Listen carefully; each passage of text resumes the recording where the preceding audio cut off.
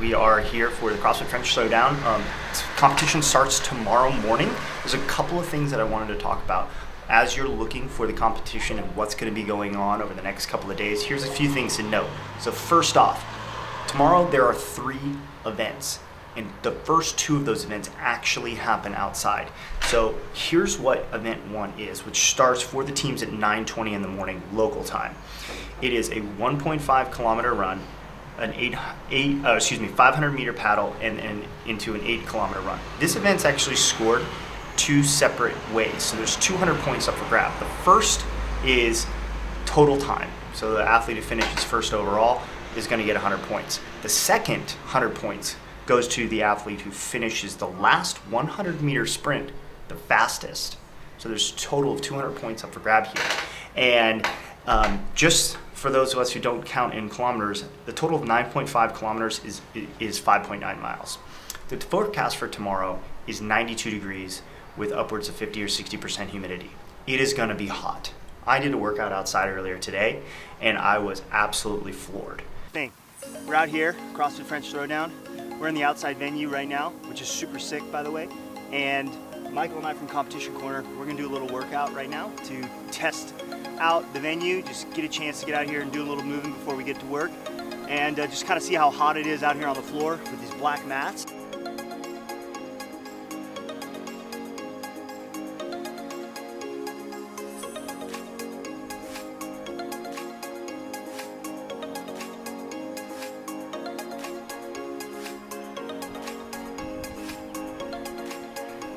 Hey, how you feel? Terrible. That heat definitely changes things up. Workout number 2 is a couplet of 50, 40, 30, 20, 10 GHD sit-ups and double unders. Now the thing about this workout is the GHDs, they're already sitting outside, and the double unders are happening on a blacktop mat that is also outside. And that is happening at 1 p.m. in the afternoon, one of the hottest parts of the day.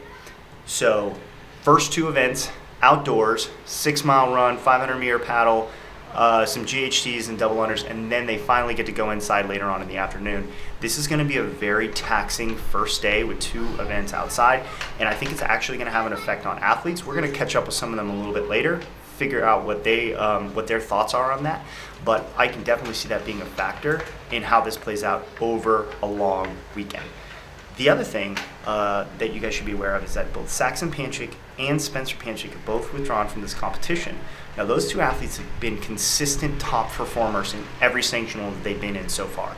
And having those 2 guys out definitely opens up the field for other athletes who haven't qualified yet that are hoping to get one of these spots. That's big news, and that's actually going to matter. Now if you want to know who some of the other athletes to watch are, Tommy Marquez did a great write-up, which is in a link in our bio. Go ahead and check that out, and he's got all the details on the teams, the women, and the male athletes that are looking for that final invite to the CrossFit Games. So go check that out.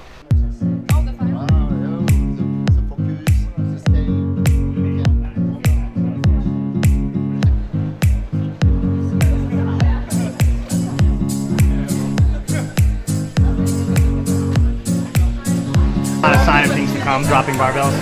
No. All right, Allison, so welcome to France. How would you describe it? Is it like a warm outside? It's a little warm, yeah. It reminds me of my Miami home. It's very humid. You're already sweating as soon as you get to the gym, so it's good. Now, do you think that's going to be a little bit of an advantage for you coming from working out in Miami all the time? Are you worried about the heat tomorrow? Maybe. I mean, I'm not super worried about it. It's hot and that's uncomfortable, but I kind of view it as everybody's going to be hot and uncomfortable, and you just have to try to stay hydrated, and like you said, I'm pretty used to it living in Miami. I haven't been in Miami for a couple months now, but I've done it before. So, okay, we got 3 events tomorrow, 2 are outside. We got 1 with strict pull-ups tomorrow.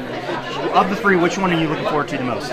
Probably that one, to be honest. The ones tomorrow are probably my least 3 favorite out of all of them.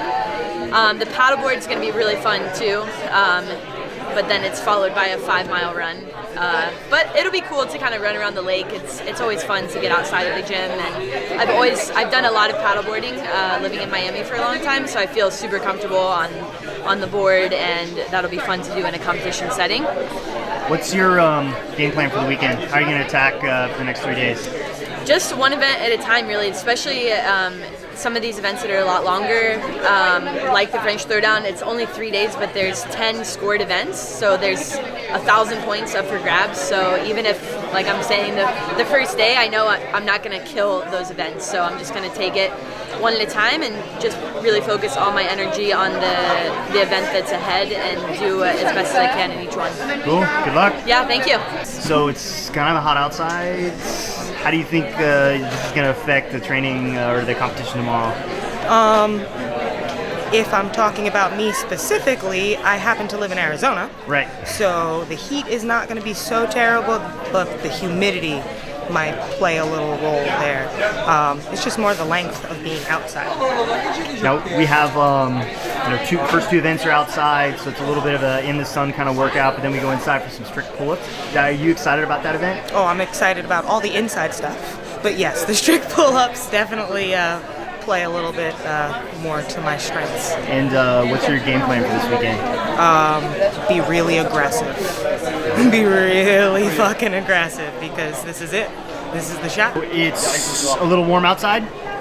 A tad. You guys are going to be doing a couple events outside tomorrow. How do you think the heat is going to affect you on day one? We'll be all right. It'll be good. We've been training in the heat a little bit, so we just got to get ready for it. What's the average temperature in Boston right now? Great question. I don't even know. One day it'll be like 80 and 100% humidity, and the next it'll be like 60 and rainy. So you guys are well prepared for day one. Do you have a favorite event so far that you're looking forward to? For day one? Yeah. I don't know. I'm kind of excited to paddle. I think we're really pumped to see the worm. That's what we're excited to see the worm. Yeah. So one of the last things that I want to bring up as you're watching this competition over the next 3 days is there are exactly 1,000 points up for grabs, and 400 of those points happen in day one. Because event one has 2 scored components to it, gives it 200 total points. So by the end of the first day, we're going to be able to see a lot of movement from a point standpoint. So a lot of times your traditional first day is like 2 events, which is 200 points. This is twice the amount.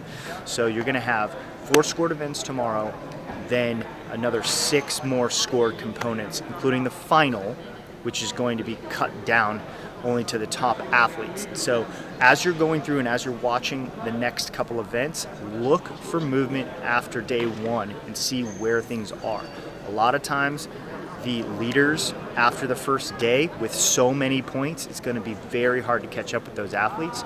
So just be paying really close attention and seeing where the athletes shake up. I'm going to be on the floor covering it for the next several days. So if you've got questions, send us a message on Facebook or Instagram, comment on YouTube. I'll try and get to them, give you guys an inside scoop on what's going on here. If you want to get interviews with athletes, I'll find them, I'll talk to them, see what's going on. And if you got anything, hit me up. Morning Chalk Up. This is Justin LoFranco, and I'll see you guys soon.